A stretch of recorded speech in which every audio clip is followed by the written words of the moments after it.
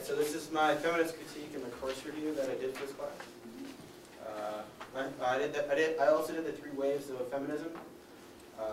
Mine was, and so the first wave, it was from about 1848, late 19th century to early 20th century. It was just securing the basic civil rights that women weren't given in the first place, such as the right to vote, the right to own property, things like that. The second wave was from about the 1960s to late 1980s, early 1990s. It centered on mainly the advancement of women, such as the Equal Rights Act or the Title IX. Third wave, this is the continuing wave. It's still happening. It started in about the early 1990s.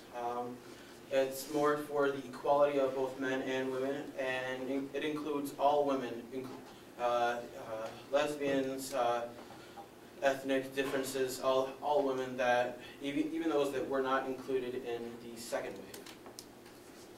wave. My personal definition: women being equal members of society and given equal rights and freedoms as men, including but not limited to the social, educational, and legal aspects of a given society. So it might differ slightly for each society, but it's the same. It's the same that men and women are equal, and that they should be treated as such. What am I? I am a pro-feminist. I, at this moment, do not do anything specifically for the advancement of women, but I agree with the vast majority of their sentiments. But I also want to take that to a certain point, that because women are disadvantaged at this point, that I want to equalize and help them move forward. But at some point, should they go further than men, that I would probably not be a pro-feminist and try to help men. Just more of an equalization. But at this point, women are not as far as men. So,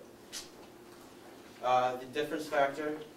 I did my feminist critique on comics, specifically Marvel comics. There's just so many different labels for comics that if you did comics in general, that it would just be too large of a base.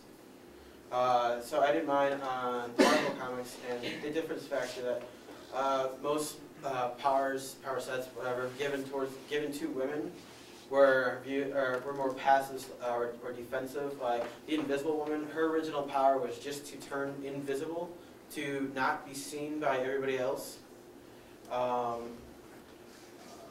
And their powers were almost never really physical in comics. In the original comics, anyway, she just turned invisible, and secondarily, she was rewritten with the power to as well create force fields. Jean Grey was also given she had the power of telepathy or telekinesis, neither of which really had any physical contact, I guess. But men, they were more aggressive or active. Cyclops, he was the leader of a couple of things, X-Men, mutants in general, I guess. He had lasers from his eyes. I mean, that's more of a have to happen kind of thing. And the Thing was very physical with what he did, and the difference factor also includes their physical appearance in comics, because it expounded upon the physical attributes that were given to men and women.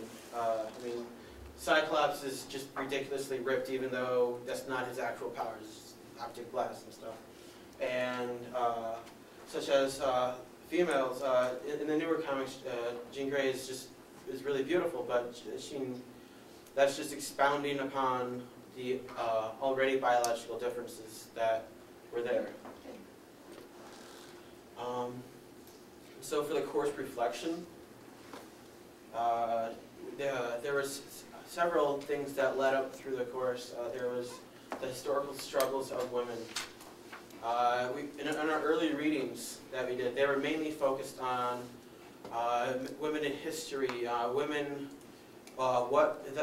they just provided a really good foundation for what we learned. Mary Cavendish, in particular, was a very vocal feminist of her time that would really write and be very well known in the public eye, and which led up to feminism as a continuing struggle. You saw this in Iron Jawed Angels, where they had to fight for what they wanted. They weren't just given it to them, as most men are just given their rights, and we assume that that's how it should be. Which, for both genders, it generally should be. We should just be given the rights that are naturally ours, both men and women. And in Iron Jawed Angels, they really had to fight for what they wanted, and as well as in the 1960s for equal rights, which led up to, which brings me to my third point. Progress is still being made. There was Title IX, which equalized all government facilities, I guess, or at least anything that, let's see, anything that there was government payment to. And the Equal Rights Act, again, equalizing things legally, which we also came up with the encouragement and guidance that the Leaky Pipeline and the Athena Project. The fact that we still need mentors and encouragement, because probably both men and women, but it's shown more. There's been more research and studies for women.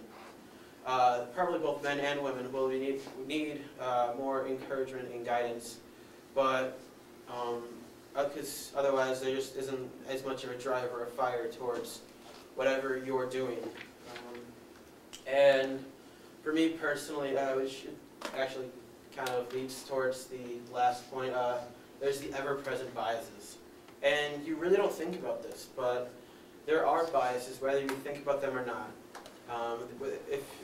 Implicit and explicit.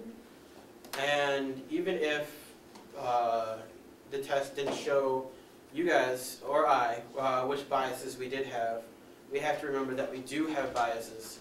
And that, because it wasn't shown to me what bias, that I had that specific bias that I was testing for originally, I originally thought that, oh, this means that I don't have any biases because I tested for these.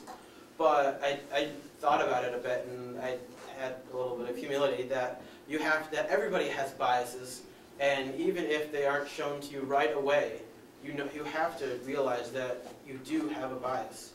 And you just have to realize what that bias is. So yeah, those are my sources.